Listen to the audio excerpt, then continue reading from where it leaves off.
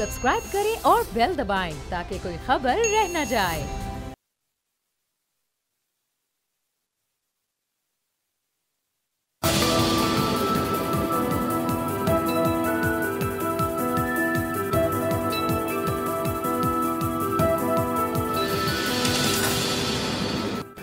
अस्सलाम वालेकुम व्यूअर्स, मैं हूं आपके साथ अमीर अब्बास और आप देख रहे हैं तब्दीली। इस वक्त अफगानिस्तान में हमें तेजी से बर्पा होती तब्दीली नजर आ रही है और महसूस हो रही है।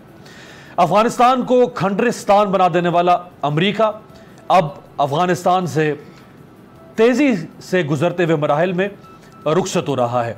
ना सिर्फ अमेरिका खुद बल्कि अमेरिका के अपने इत्तेहादी, वो बगराम एयरबेस जो अफगानिस्तान में अमेरिका की ताकत का मंबा समझी जाती थी और जिसको अफगानिस्तान में अमेरिका की ताकत का माखज़ समझा जाता था, वो बगराम एयरबेस अब अमेरिका के हाथों से निकलकर काबुल हुकूमत के पास जा चुकी है। वो अमेरिका जिसने इन 20 सालों में 2,41,000 से ज़्यादा लोग न सिर्फ अपने बल्कि अफगानिस्तान के इस जंग में झोंक दिए। ब्राउन यूनिवर्सिटी के कॉस्ट ऑफ वॉर प्रोजेक्ट के जारी करदा आदाद-ओ-शुमार के मुताबिक इन 2,41,000 से जायद नफूस में 71,344 अफगान सिविलियंस की मौत वाक़ हुई। 2,442 से जायद अमेरिकन सर्विस मेंबर्स और 20,666 से जायद अमरीकी और उसके इत्तेहादी जख्मी हुए। अफगान मिलिट्री और पुलिस की जो हलाकतें हुई वो 78,314। ऑपोजिशन फाइटर्स यानी वो गिरोह जिनमें तालिबान भी शामिल हैं और दूसरे गिरोह जो अफगान हुकूमत से या अमेरिका और उसके इत्तेहादियों से लड़ रहे थे, उनकी अमवात 84,191 हुई। 1,144 नेटो मुमालिक से ताल्लुक रखने वाले वो ट्रेनर्स जो अफगान ट्रूप्स को ट्रेन कर रहे थे, 1144 वो मारे गए। और जो प्राइवेट सिक्योरिटी कॉन्ट्रैक्टर्स अमेरिका ने वहां हायर किए थे उनमें से तकरीबन 3800 इन 20 सालों में मारे गए।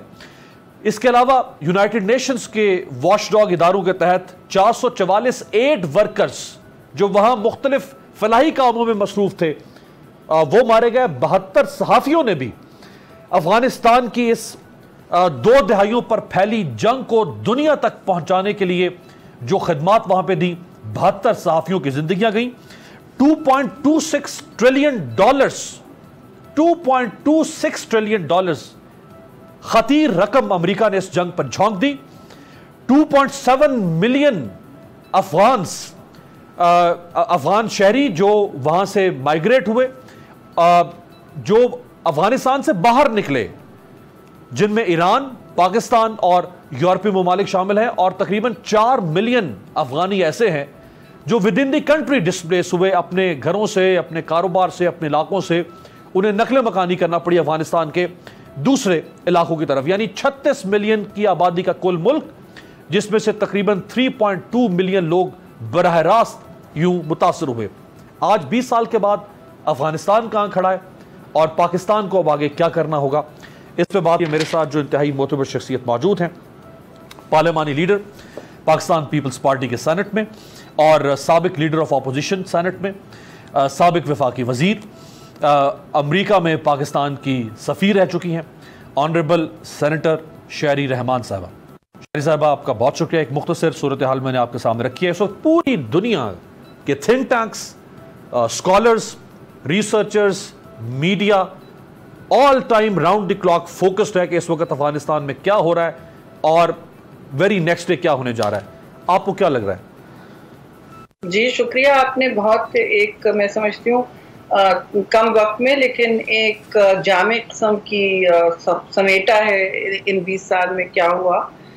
सूरत हाल बहुत संगीन है, आपको भी पता है, मुझे भी पता है, सारी दुनिया, लेकिन किसी को ये नहीं ख्याल था कि इतनी तेजी से वहाँ तशद्दुद, रियासत के हाथ से तशद्दुद का इख्तियार, वायलेंस की मोनोपोली रियासत के हाथ से निकलती जाएगी, और वो बिल्कुल तेज़ी से निकली है। और इसका पूरा दरोमदार और इसका जो सारा अगर आपने सोचना है क्यों हुआ है ये अफगानिस्तान की, आप फोर्सेस को कह सकते हैं, लेकिन वो जो 20 साल से वहाँ काबिज थे, जो ट्रेनिंग कर रहे थे, जो कभी नेशन बिल्डिंग कर रहे थे, कभी ट्रेनिंग कर रहे थे, कभी पीस बिल्डिंग कर रहे थे, कभी वॉर कर रहे थे, उन पर ज़रूर एक जिम्मेदारी आती है कि उन्होंने एक जिम्मेदार इनखिला यानी रिस्पॉन्सिबल एग्जिट के बजाय उन्होंने एक जिसे कहते हैं हेस्टी एग्जिट किया है।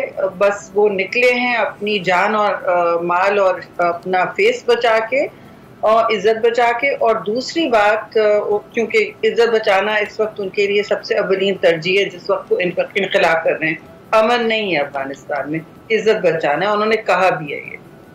और दूसरी बात ये है कि ये पूरा प्रोसेस जो इन्होंने शुरू किया तालिबान के साथ, जिसमें उन्होंने सिर्फ तालिबान से बात की, और तो वो कहीं से अमन मुआहदा मेरी नज़र में नहीं था, वो पीस अग्रीमेंट नहीं था, वो एग्जिट अग्रीमेंट था, वो अमेरिका का इनखला का मुआहदा था। तो इस सूरत हाल में ये वाजे हो गया दो चीज़ें जी।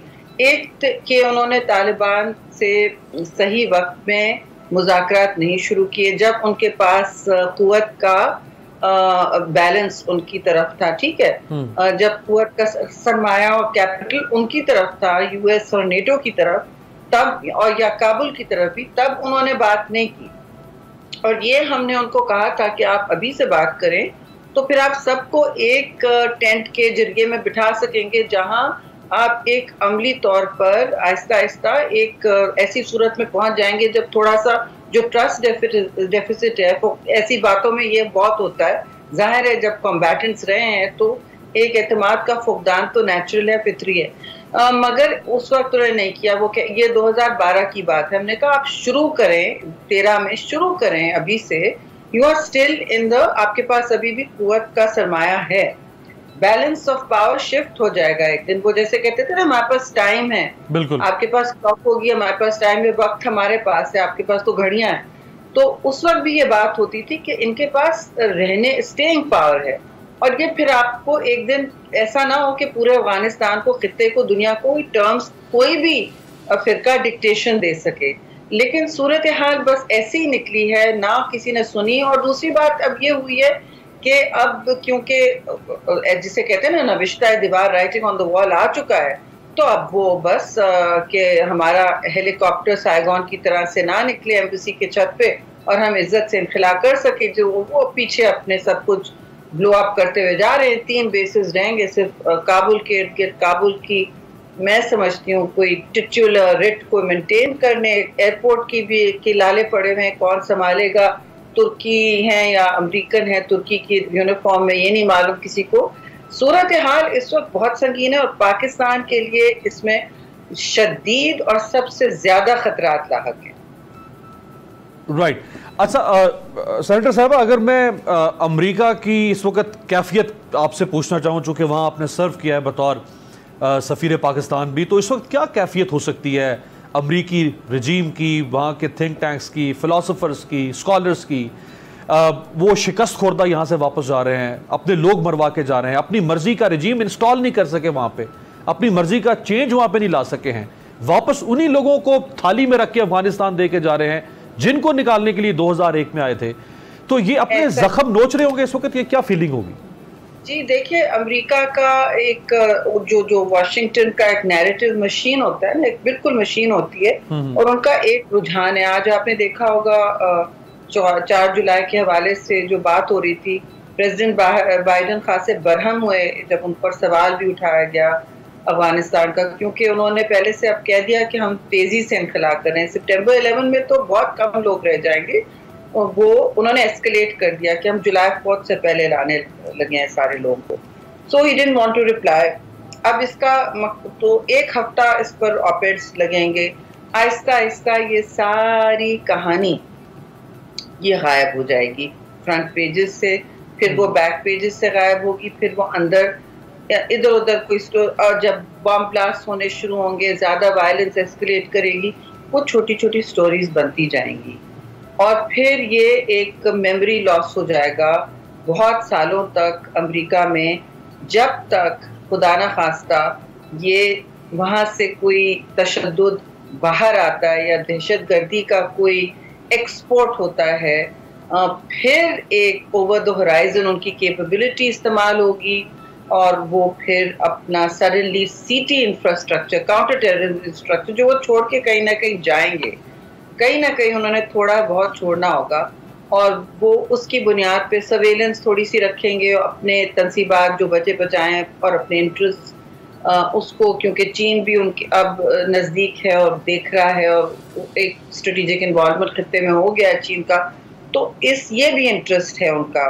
तो शायद खित्ता अगर अदम इस्तेकाम की कैफियत में रहे वो ठीक है, लेकिन जब अमरीकी इंटरेस्ट जो हैं वो किसी हदफ बनेंगे दहशतगर्दी का या किसी भी तशद्दुद का हदफ बनेंगे, तब एकदम जैसे 2001 में उन्होंने इख्तिला की थी कि जी सब ठीक है, वो इराक 2001 के बाद इराक चले गए थे कि 9/11 हो गया और हमने 2001 के बाद बैठे और फिर 2-3 साल में दे लाइक ठीक है अब तो अलकायदा ख़त्म है, बाकी जो है वो पाकिस्तान को कह देंगे, और चले गए और इराक चले गए, सारा टेंशन डाइवर्ट हुआ, फिर आपने देखा वापस आना पड़ा। सो ये सारा एक अमल है, हम नहीं चाहते, देखिए कोई पाकिस्तानी नहीं चाहेगा कि अफगानिस्तान अमन के बगैर रहे या वहाँ अदम कैफियत हो अमन की। अमन अफगानिस्तान में पाकिस्तान के लिए, क्योंकि देखिए हम तारीख जितनी भी रीराइट कर ले जैसे अमरीकी करते हैं, हम अपनी जोग्राफिया नहीं चेंज कर सकते ना। बिल्कुल। और हमें जितना भी आप बाढ़ बना लें, वहां से दहशतगर्दी एक्सपोर्ट तो होगी, वहां से उनकी ओपीएम। अच्छा, ये बड़ा आपने अहम नुक्ता उठाया, इस पे नेशनल सिक्योरिटी ब्रीफिंग के अंदर भी बताया गया, मैं उस पर आपसे आगे चल के बाकायदा एक सवाल करना चाहूंगा। लेकिन अगर हम जरा अफगानिस्तान के अंदर जो एक बड़ा दिलचस्प एंड वेरी अनफॉर्चुनेट सिनेरियो बन रहा है, अगर उस पर बात करना चाहें तो अफगान सदर अशरफ गनी 2020 फरवरी में री इलेक्ट हुए एज प्रेसिडेंट। अभी उनका टेन्योर जो है वो 3 साल से ज्यादा बाकी है। 400 से ज्यादा डिस्ट्रिक्ट में से 100 से ज्यादा जो है वो तालिबान के कंट्रोल में मुकम्मल तौर पर जा चुके हैं, वो काबुल से थोड़े फासले पर पहुंच गए हैं। ये बाकी 3-3.5 साल आप गुजार सकेंगे अशरफ गनी या टॉपल हो जाएंगे? देखिए फिलहाल तो वो अमेरिका से वापस नहीं आए हैं, आपने भी खबरें खोजी होंगी, वो वापस नहीं आए हैं जी, ठीक है ना। वो गए थे मिलने, कुछ हफ्ता 10 दिन तो हो गए और वो बड़ी पब्लिसाइज विजिट थी, उसके बाद उनकी वापसी नहीं हुई है। और दूसरी बात ये भी, मैं शायद मैं गलत हूँ लेकिन मेरी इत्तलात में तो ये डिस्ट्रिक्ट्स तालिबान के पास ज्यादा हैं इससे, बल्कि रात को तो डबल हो जाते हैं। जैसे पहले होता था दिन को किसी की हुकूमत होती थी, रात को तालिबान की जब शुरू हुई तो हमने वार्निंग देनी शुरू कर दी अमेरिका को कि this is when you need to, नहीं हम टॉक एंड फाइट करेंगे, हम टॉक एंड फाइट करेंगे। अब आप टॉक एंड फाइट कर रहे हैं तो आपने देखा ना, तो आप वो टॉक करने अपने टर्म्स पे ही बात करेंगे ना। तो जो सूरत हाल गनी साहब की है, एक तो उनको एक्सेप्ट नहीं किया तालिबान ने, वो इतनी उनके पास ताकत का जो बैलेंस था, बैलेंस ऑफ पावर उनकी तरफ जा चुका था, तब उन्होंने कह दिया कि हम अपने टर्म्स रखेंगे। जो उनके टर्म्स थे बहुत से इन दैट सेंस पूरे भी नहीं हुए कि आपने कितने सारे हमारे उनके कैदी रिहा करने, वो भी नहीं हुए। यूएन डी लिस्टिंग हुई, बहुत से हुए उसमें, मसलन हकानी ग्रुप वगैरह, अब वही उनके स्पोक्समैन हैं और दोहा के ऑफिस में मेन जैसे अनस हकानी है, जब मैं एम्बेसडर थी तो वो तो उनको दहशतगर्दी के उनकी तो लिस्टिंग थी। अच्छा। और फिर लॉट्स ऑफ हकानीज की तो लिस्टिंग थी, आपको याद है? बिल्कुल बिल्कुल। तो एक जमाने में उन्होंने कहा कि नहीं, हकानी पाकिस्तान ने पनाहगाह दी हुई है और महफूज पनाहगाहें दी हुई हैं, सैंक्चुरी। तो मैंने एक दिन पूछा कि भाई आप वो जितने जलालाबाद में हैं जो उनका बेस है और फिर नीचे से आप लाते पूरे अफगानिस्तान में फैले हुए, वहाँ आपकी बड़ी हुक्मरानी है, बड़ा टेका है, पीक है आपके पावर का, तो आप उनको तो नहीं निकाल सकते, आप उनको ड्रोन स्ट्राइक से नहीं हटा सकते। आप हमें क्यों कह रहे हैं? फिर वो चुप, तो कहते हैं कि जी हमें, और दूसरी तरफ आप ही लोग हमसे कह रहे हैं उन्हीं लोगों को, हकानी को मुज़ाकरात की मेज पे लाओ। तो ऐसे ये तो दुनिया में यूएन पीस कीपिंग जो टूल्स होते हैं उसका पहला रूल होता है, जो मीडिएटर होता है वो तशद्दुद की जंग में या अमल में नहीं हामिल बीच में आता। बिल्कुल सही। उनको जितनी न्यूट्रलिटी की आप उनको अलाउ करें, जितनी उनको फ्री करें जंग से, उनका ज्यादा फिर असर और वसूल होता है। एक तरफ हमसे कह रहे हैं कि आप इनको मारें भी, दूसरी तरफ कह रहे हैं कि आपने अमन भी लाना है, तीसरी तरफ कह रहे हैं आप ही ब्रोकर बनेंगे। इट्स नॉट पॉसिबल कि आप सारे रोल्स एक साथ अदा करें ना। तब वो चुप हो गए। तो मैंने कहा फिर आप जब आपने खुद नहीं उनको टेक आउट करना, सही है। आप हम सारा मलबा डाल रहे हैं, तो मुझे ये नहीं, ये एच वर्ड मैंने कहा, हकानी वर्ड मुझे सुनना नहीं है 1 साल। अच्छा। और 1 साल नहीं, जब मैं वापस आ गए और फिर स्लोली ये फिर शुरू। अब आप देख लीजिएगा, लिख लें, ये फिर शुरू होगा कि दहशतगर्दी की पनाह पाकिस्तान को करना पड़ेगा, पीस कीपिंग, पीस अमन मुज़ाकरात, उनको मोतदिल उनको बना। हम कहां से मोतदिल बनाएंगे? वही, यानी वही डिस्कोर्स ये दोबारा से हमारे खिलाफ जनरेट करेंगे। अच्छा, ये जरा बताइएगा कि अशरफ गनी आप फरमा रही हैं कि वो वापस नहीं है, बड़ा अजीब सा सिनेरियो है। मैं इसको पता नहीं कोरिलेट करूं या ना करूं। जैसा कि हम जानते हैं कि 1979 में जब शाह ऑफ ईरान से चले गए तो वो शाहपुर बख्तियार को सारा कंट्रोल देकर गए और खुमैनी आए और रेवोल्यूशन आया और पूरा मुल्क उनके पास चला गया और उसके बाद फिर शाह ऑफ ईरान कभी वापस नहीं आ सके। तो ये अब पता नहीं वापस आएंगे या नहीं आएंगे अशरफ गनी। लेकिन ये आपको क्या लग रहा है कि अब यहाँ पे कोई अथॉरिटेटिव गवर्नमेंट आएगी, कोई डेमोक्रेसी होगी या क्योस होगा या सिविल वॉर होगी या फॉर्म ऑफ गवर्नमेंट क्या होगा, या कोई आइन होगा नहीं होगा, या कोई इस्लामिक निज़ाम, ये होगा क्या अब यहाँ पे अफगानिस्तान? जी, पहले तो खाना जंगी नजर आ रही है और बहुत से इलाकों में तो लोग गहरे सहमे हुए हैं, वो सरेंडर कर रहे हैं बगैर किसी फाइट के। और जहां अफगान नेशनल सिक्योरिटी फोर्सेस जरा भी स्ट्रांग है, या वो काबुल के इलाके में होगी, वहाँ थोड़ी सी फाइटिंग हो रही है। तो फिलहाल तो खाना जंगी होगी और हो रही है, और उसके बाद फिर हम देख सकते हैं कि क्या किस तरह ये करवट बैठता है सारा सिस्टम। लेकिन हम तो चाहेंगे कि अमन की तरफ जाए, लेकिन अमन कौन, अब वहाँ कौन रह गया है अमन की तरफ, उनको एक जगह बिठाने के लिए कौन रह गया? या तो पहले ये दूसरे ब्रोकर, मतलब उन्होंने जो किया है, जिस तरह टाइमिंग उन्होंने मुज़ाकरात जब शुरू किए, एक साइड का पलड़ा ऑलरेडी भारी था फील्ड में, और ताकत की बुनियाद पर अस्करी हल अब वो इम्पोज करने वाले थे, तब आपने इस तरह अमन की बात शुरू की ना। तो already if I am strong, मैं कहूंगी मैं टर्म्स डिक्टेट करूंगी। सही। तो अब ये जो गनी साहब अगर वहां बाहर रह गए बफर्ज महल, तो अच्छी बात नहीं होगी पाकिस्तान के लिए। वो फिर वहां बैठ के एक छोटी सी इंडस्ट्री बनेगी और सारा मलबा पाकिस्तान पे आएगा, ये आप याद रखिएगा। राइट। अच्छा, अगर हम पाकिस्तान की बात करें यहाँ पे शाहरी साहबा, अगर पाकिस्तान की बात करें तो जो हमारी इतलात हैं, नेशनल सिक्योरिटी ब्रीफिंग में जो कुछ बताया गया कि अगर हमने इन लोगों को वहाँ ना रोका बॉर्डर के ऊपर, अगर ये स्पिल ओवर करते हैं पाकिस्तान की तरफ, तो एक तो ये कि 6 से 7 लाख लोग हम एक्सपेक्ट कर सकते हैं कि जो आएंगे। अगर वहाँ इनको ना रोका गया तो असल में मुहाजिरीन के रूप में दाइश के लोग होंगे, टीटीपी के लोग होंगे, हार्डन्ड क्रिमिनल्स होंगे जो मुहाजिरीन के रूप में होंगे और वो पाकिस्तान में दाखिल होने की कोशिश करेंगे। ये बहुत बड़ा चैलेंज है जी। वो दैश और खुरासान में सेटल हुई है, मिडल ईस्ट से भी फाइटर्स आ रहे हैं, आप सबको ये बातें किसी से ढकी छुपी नहीं है। और स्पिल ओवर तो बिल्कुल कत्तन हमारे लिए इस वक्त अफोर्डेबल नहीं है जी। ये सारी हम सफ़र से गुजर चुके हैं।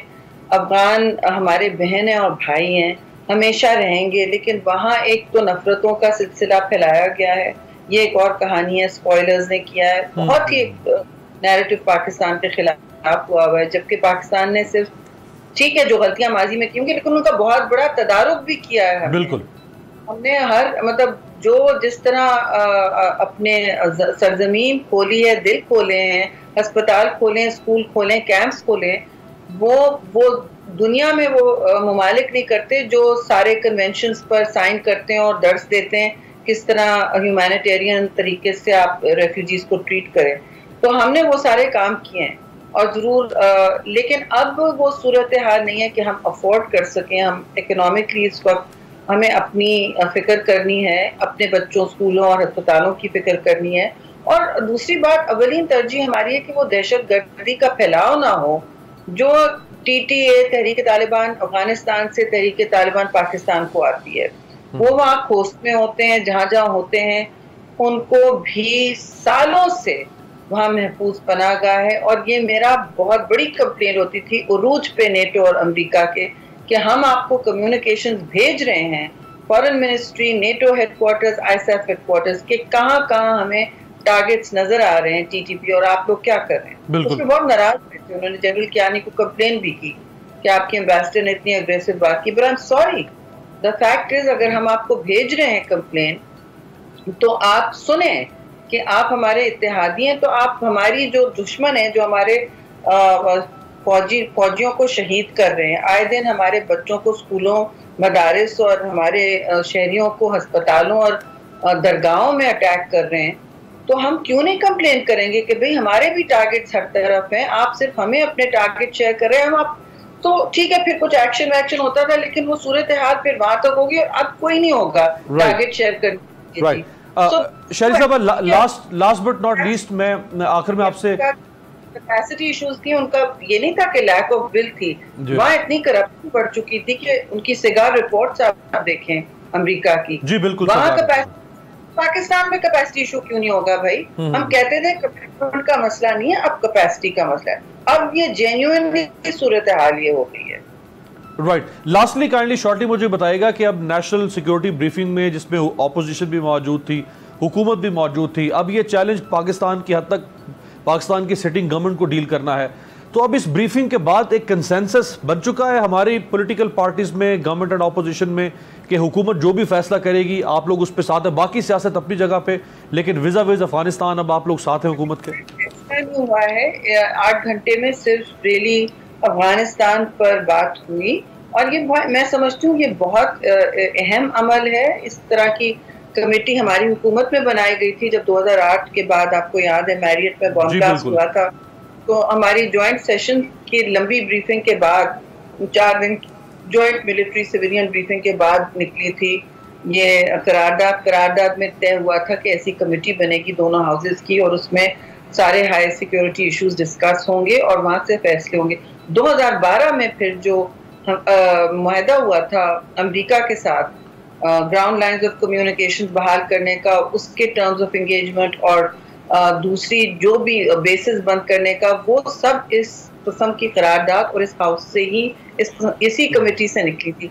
उसके बाद हमारे दौर के बाद इस कमेटी को गैर फाल कर दिया गया, लेकिन इस किस्म की कमेटी सारे मुल्क के लिए बहुत अहम है, और जब इतने महीनों सालों के बाद इसको कन्वीन किया गया तो 8 घंटे में तो सिर्फ अफगानिस्तान का डिस्कशन नहीं खत्म हुआ, तो फिर हमने सजेस्ट किया पीपल्स पार्टी ने खास के इसको अब आप बर्खास्त करें और दूसरी नशिस्त में रिलेटेड रीजनल इश्यूज और इस पर कुछ सवालात अहम और फैसला साजी के अमल पर आए। और दूसरी बात है कि वहाँ लीडर हाउस तो वहाँ मौजूद नहीं थे। राइट, यानी आप ये चाहते हैं पीपल कि इसका सिलसिला चलते रहना चाहिए, ताकि ना सिर्फ ये एक इशू बल्कि और जितने इशूज़ हैं उन पर, और ख़ुद अफगानिस्तान के ऊपर भी मजीद कुछ सेशंस हो चुके हैं। बहुत बहुत शुक्रिया सेनेटर शहरी रहमान साहब। एक ब्रेक पर जाते हैं, ब्रेक के बाद वापस आएंगे, हमारे साथ कुछ और मेहमान।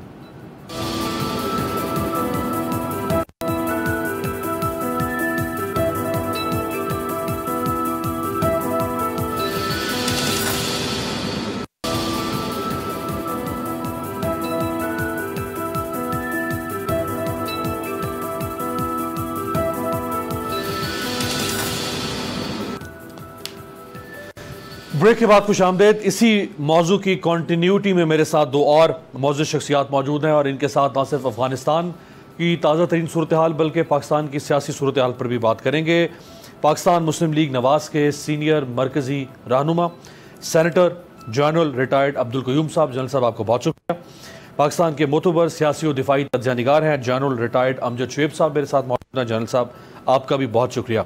इमरान खान साहब ने जो पार्लियामेंट के फ्लोर पर खिताब किया, जो ना सिर्फ पाकिस्तान के दाखिली मसाइल बल्कि पाकिस्तान के खारजी चैलेंजेस के हवाले से भी था, और इस वक्त सबसे बड़ा पाकिस्तान का खारजी चैलेंज वो अफगानिस्तान से अमरीकी अफवाज का इनखला और उसके बाद पाकिस्तान के लिए खड़े होने वाले मसाइल, अगर खुदा न खास्ता मसाइल की सूरत में वो सामने आते हैं। तो वज़ीर आज़म ने जो फरमाया वो ज़रा दिखाएं।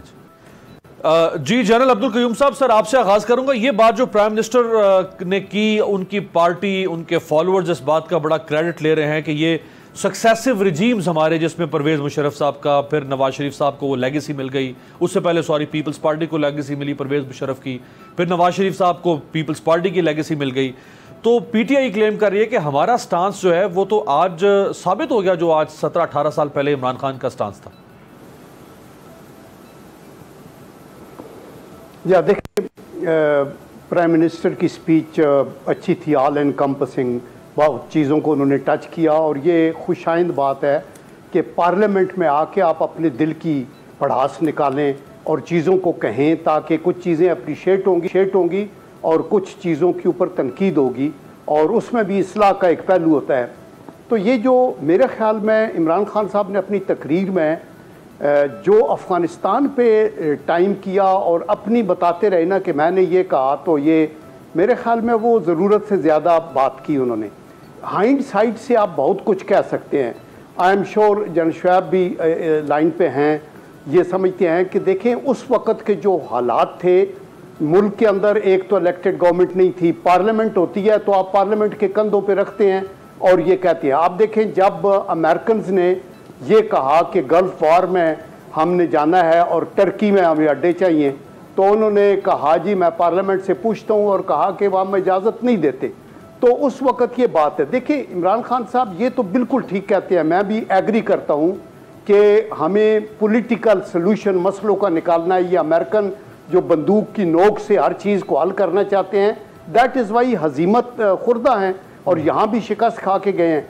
लेकिन इमरान खान साहब उस वक़्त इस हद तक जा रहे थे कि ये कह रहे थे कि पेशावर में टीटीपी वाले जो हमारे कत्लो गारत और उनके हाथ हमारे फौजियों के खून और हमारे सिविलियन के खून से रंगे हुए थे, बैतुल्ला मसूद और हकीमुल्ला और इस तरह के दरिंदे जो बहुत से मौजूद थे, ये कह रहे थे उनका एक ऑफिस बेशक बना दे, और उनसे गुफ्तगू करने की बात हो रही थी। और उसके बाद फिर वो बात नहीं मानेगी और एक्शन करना पड़ा। तो इसलिए मैं ये समझता हूँ कि ये चीज़ें के ऊपर डिस्कशन हो सकती है। और अभी जो हुकूमत का स्टांस है वो अच्छा स्टांस है।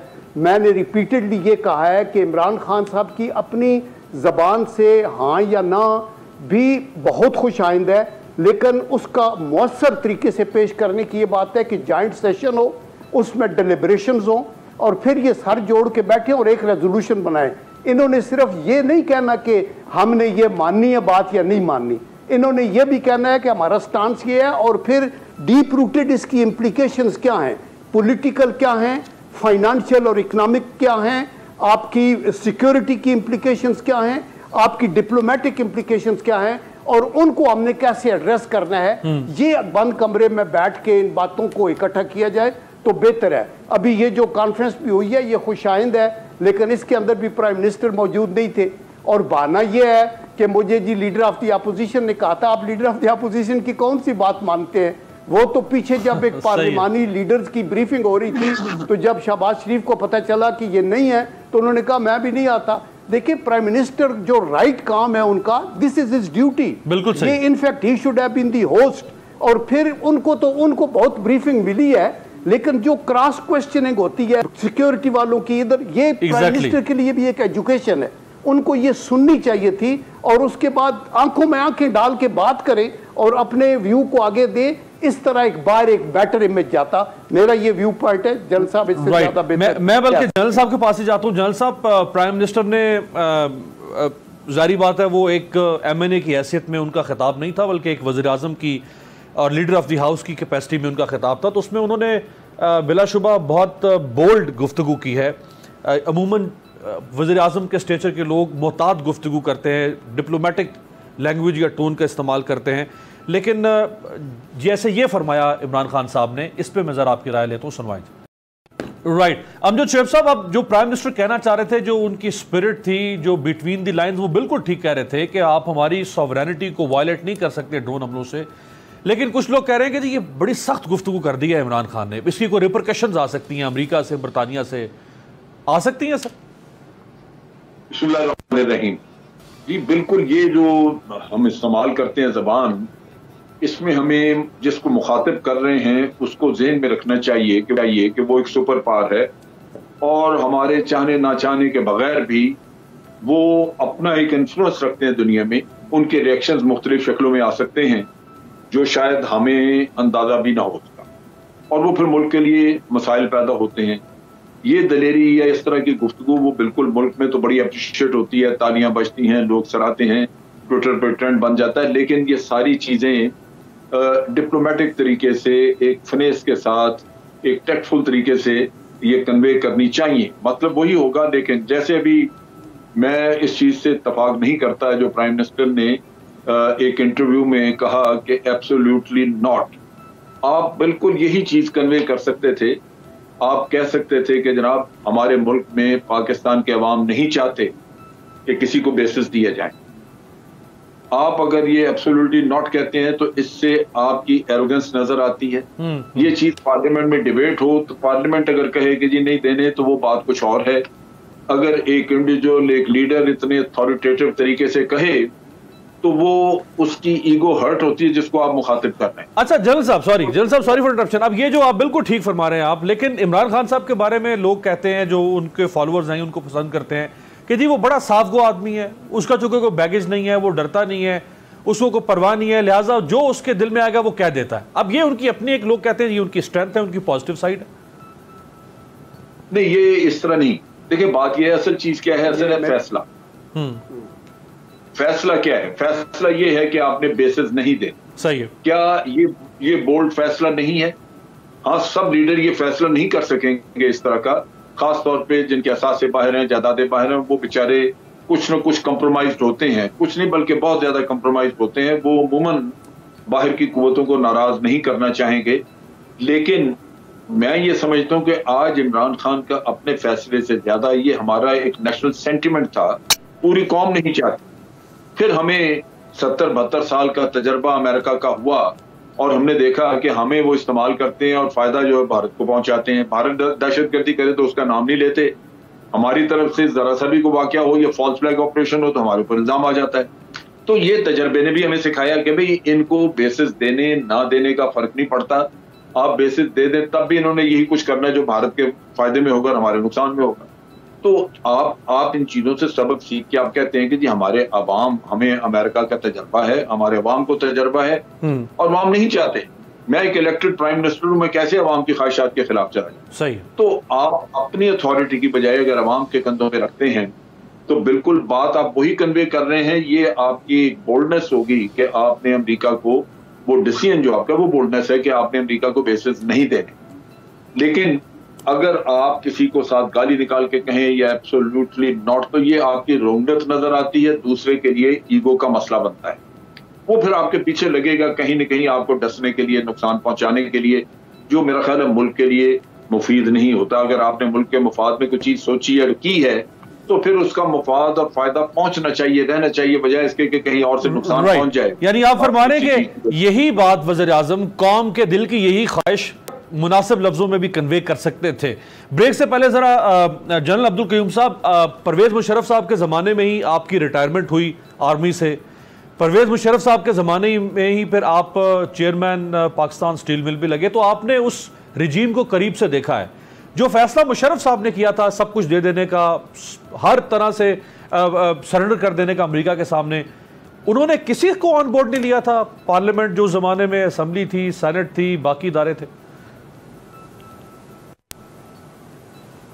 या देखें, इससे पहले मैं ये जनरल शुएब ने जो बात कही उसको थोड़ा सा आगे मैं कहना चाहता हूँ कि इमरान खान साहब की ये जो ज़ाती खसूसियत है ना कि साफ गो है या स्टेट बात कह देना, ये अपनी जगह एक बहुत वर्च्यू है, बड़ी क्वालिटी है। लेकिन ये आपके ज़ाती ताल्लुकात में तो अगर आप ब्लंटली कोई कुछ कहेंगे तो उसका नुकसान आपकी ज़ात को होगा। लेकिन अगर आप एक मुल्क के सरबराह हैं तो वहाँ अगर आप इस तरह ब्लंटली हो के और डिप्लोमेटिक नाम्स को बलाए ताक रख के कुछ कहेंगे तो उसका खमियाजा कौन भुगतेगी? वो कहते हैं ना, diplomacy is an art of knowing what not to say. तो इसलिए ये जो कुछ उन्होंने ये ब्लंटली कहा, और ये इंटरव्यू भी अरेंज था, ये पेड था उस बंदे को, और ये कसूर ज्यादा इमरान खान साहब से ज्यादा इन एडवाइजर्स का है जो ये अरेंज करते हैं और बिठा देते हैं और फिर गाइड नहीं करते। ये बात। दूसरी बात देखें, जनरल परवेज मुशर्रफ साहब के जो ऑब्वियसली टेक ओवर था वो तो उसके ऊपर मुख्तलिफ लोगों की मुख्तलिफ राय हैं। लेकिन मैं जनरली ये कहता हूँ कि हमारी बदकिस्मती है, जब भी आपका पॉलिटिकल सिस्टम डिरेल होता है तो मुल्क पीछे चला जाता है। उस डिस्कशन में हम अभी नहीं जाते।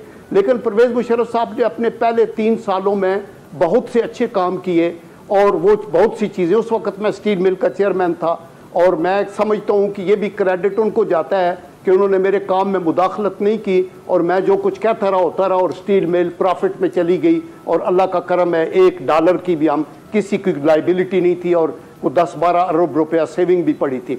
लेकिन ये जो अफगानिस्तान से रिलेटेड बहुत से उनके स्टेप्स थे वो काबिल एतराज़ थे। मसलन ये ज़ईफ़ को जो कि एक एम्बेसडर था ने उसको पकड़ के उनके हवाले किया, उन्होंने उसको नंगा करके मारा और 3 साल गुआंतानामो बे में रखा और फिर कहा कि ये बेकसूर है और उसको छोड़ दिया। इसी तरह और बहुत सी उन्होंने अपनी किताब में लिखा कि मैंने बड़े लोग पकड़े हैं जो मैंने उधर भेजे हैं। उन्होंने भी ये इमरान खान साहब की सादगी इस्तेमाल की और स्ट्रेट फॉरवर्ड कि जी ये इधर हमने पकड़े हैं, आप इनको ले जाएं। तो ये चीज़ें जो थी गलत थी। और फिर कई लोग कहते हैं कि आर्मी का इस्तेमाल भी प्री मैच्योर हुआ, ये इमरान खान भी कहते हैं। और फिर जो उन्होंने अमेरिकन ने पॉइंट्स दिए वो जो परवेज़ मुशर्रफ साहब का ये था कि ये खुद फैसला कर देते थे। आपने उनके CGS की किताब पढ़ी है और डॉक्टर इसकी जनरल शाहिद की, उसमें भी उन्होंने लिखा कि ये जैकबाबाद की जब बेस केस दी तो कोर कमांडर्स ने पूछा तो उन्होंने कहा जी मैं फैसला कर चुका हूँ। तो not to speak of the senate या पार्लियामेंट, आपने ये देखा कि वो तो अपने जो कोलीग्स थे उनको भी बहुत सी चीज़ों का पता नहीं होता था। तो ये नेगेटिव पॉइंट्स थे और हमारी बदकिस्मती थी कि जैसे जनरल शुएब कह रहे हैं उस वक्त पार्लियामेंट होती तो फैसला मुख्तलिफ होता, यानी एक का फैसला उनका डिक्टेटोरियल डिसीजन, अथॉरिटेटिव डिसीजन, उसका खुमियाजा कौम ने 17-18 साल तक भुगता। एक ब्रेक के बाद वापस आते हैं। प्रोग्राम के आखिरी समय सियासी सूरत हाल पर बात करें।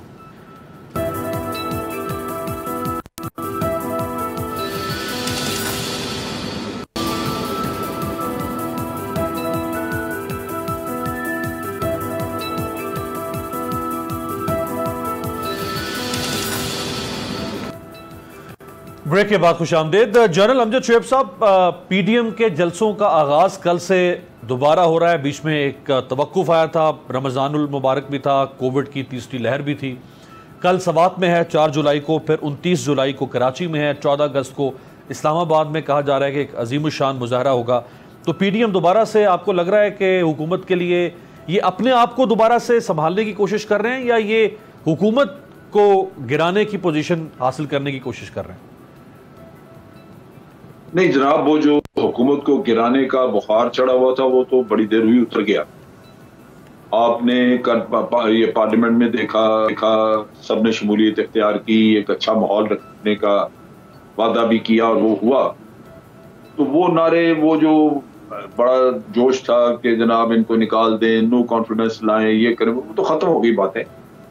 अब ये अपने आप को थोड़ा सा जिंदा रखने की एक कोशिश है कि आप मुल्क के सियासी उफक पे कुछ घूमते फिरते नजर आए, वरना तो वो दमखम निकल गया। आप एक वक्त पे पीपल्स पार्टी साथ थी, वो अब नहीं है। अब ANP निकल गई। अगर पीछे ये नून लीग और मौलाना यही 2 मुतहर्रिक कुव्वतें हैं, तो नून लीग के अपने अंदर भी इस वक्त डिवीजन इस चीज पे मौजूद है कि बाज लोग कन्फ्रंटेशनल पॉलिसी नहीं चाहते।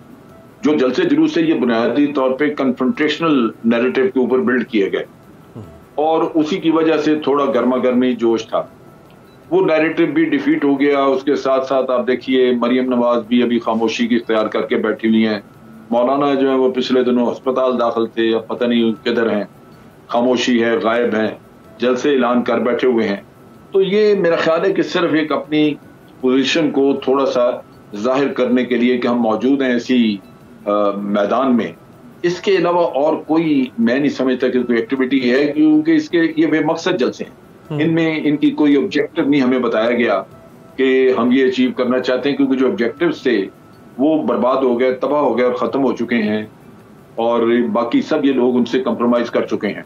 और ये भी आपको याद होगा कि 1-2 स्टेटमेंट्स ऐसी दी थी उन्होंने, मरियम ने या किसी ने, कि हम इनको अब नहीं निकालना चाहते क्योंकि ये सियासी शहीद बन जाएंगे, कहेंगे जी हमें टाइम भी पूरा करने दी। बिल्कुल। तो उन सब चीजों को अगर आप देखें तो ये जलसों का एक्चुअली मकसद कुछ नहीं नजर आता। कोई ऐसी चीज नहीं नजर आती जो कि बड़ी ऑब्वियस हो कि आप ये अचीव करना चाहते हैं। मेरा अपना ख्याल है कि सिर्फ थोड़ी बहुत एक्टिविटी नाराबाजी जिससे आप दुनिया को ये बावर करा सकें कि हम भागे नहीं, हम यहाँ मौजूद हैं।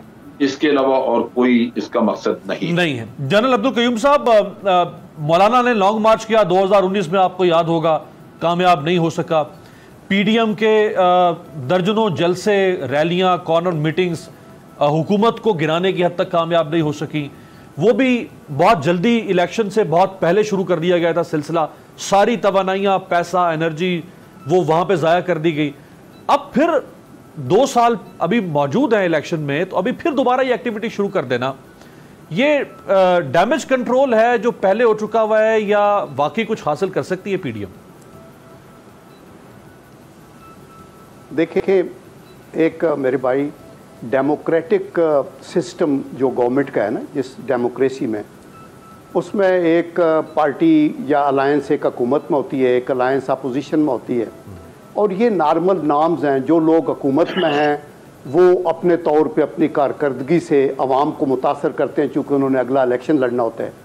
जो अपोजिशन में हैं वो अपने बंद कमरों में नहीं बैठते, वो कौमी सतह से लेके कॉन्स्टिट्यूंसी तक और नीचे वार्डों तक अपनी एक्टिविटी जारी रखते हैं, और वो हाईलाइट करते हैं वीक एरियाज़ जो वो समझते हैं कि हुकूमत की नाअहली है, या वो अपने मैनिफेस्टो को हाईलाइट करते हैं कि देखो इन्होंने तो ये नहीं किया, हम ये करेंगे। तो ये कोई ऐसी एक्स्ट्राऑर्डिनरी एक्टिविटी नहीं है, ये एक रूटीन एक्टिविटी है। अभी आप अगर ये कहें कि जी इनके अलायंस से या इनके अजलास से कोई इफ़ेक्ट नहीं पड़ा, तो ये इफ़ेक्ट ये ज़रूरी नहीं होता कि हुकूमत को आप गिरा दें तो तब भी आप इम्पैक्ट होता है।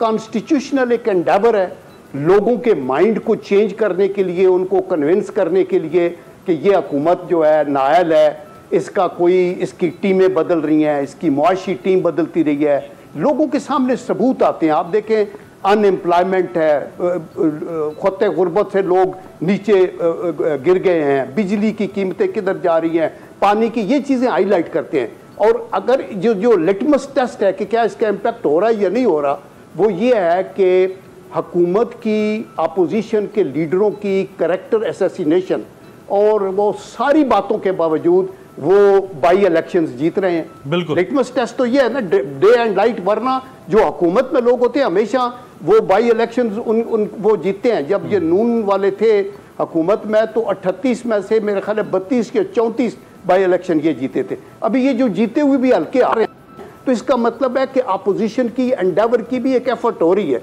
तो पार्टियों के अंदर सारों का देखें, अभी जो मसलन चकजई साहब कह रहे हैं या दूसरा तीसरा कह रहे हैं, हम सारे उससे एग्री तो नहीं हो सकते, लेकिन एक पॉइंट पे एग्री होते हैं कि जी इस हुकूमत की टीम भी ठीक नहीं है, इसकी कारकर्दगी भी ठीक नहीं है, इनके लीडर भी कोई सियासी उस बलूगत पे नहीं है जिस पे होना चाहिए। और अभी दी वेरी फैक्ट के अमेरिकन आपसे बात भी नहीं कर रहे, दी वेरी फैक्ट कि आप इस सिचुएशन में है कि आपको टीवी स्क्रीन पे ऊपर मैसेज देने हैं, ये हमारी फॉरेन पॉलिसी का फेलियर है ना।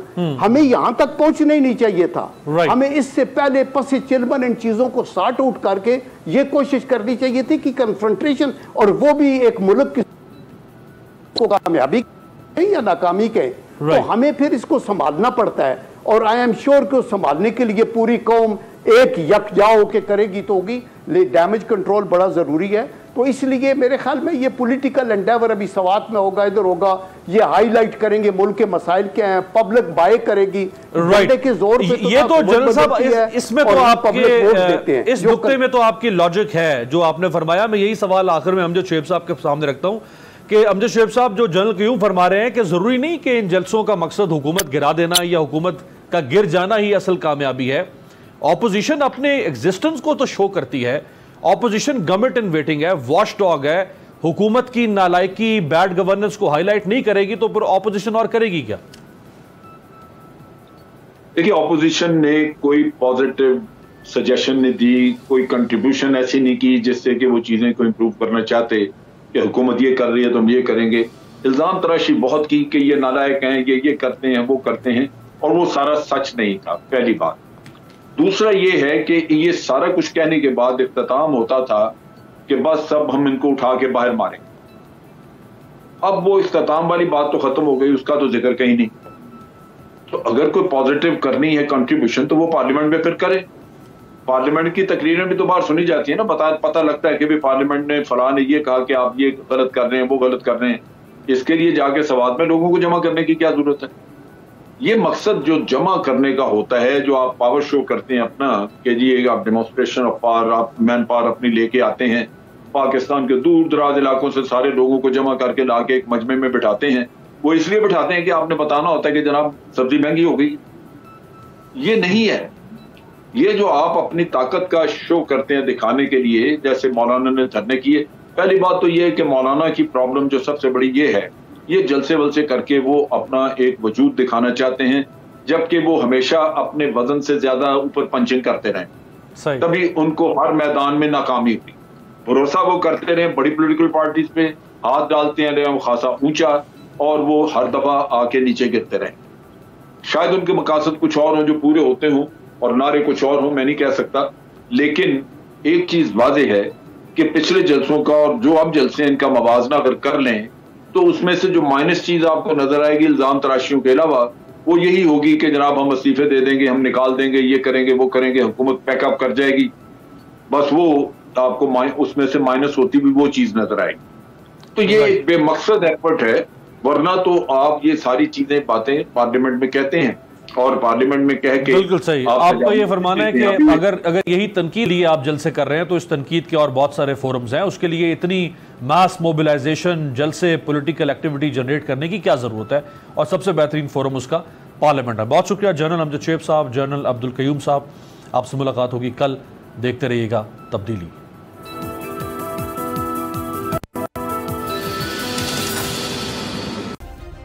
सब्सक्राइब करें और बेल दबाएं ताकि कोई खबर रह न जाए।